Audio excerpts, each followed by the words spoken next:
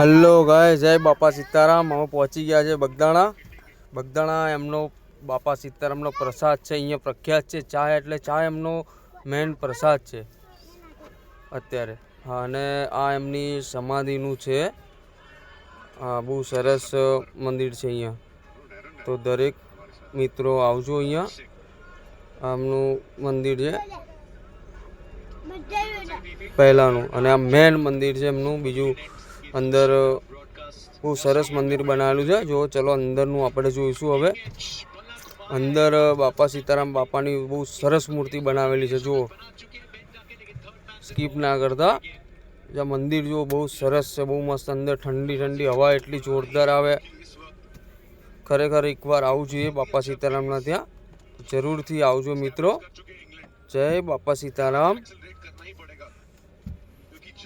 જય માતાજી, જય ખોડિયાર।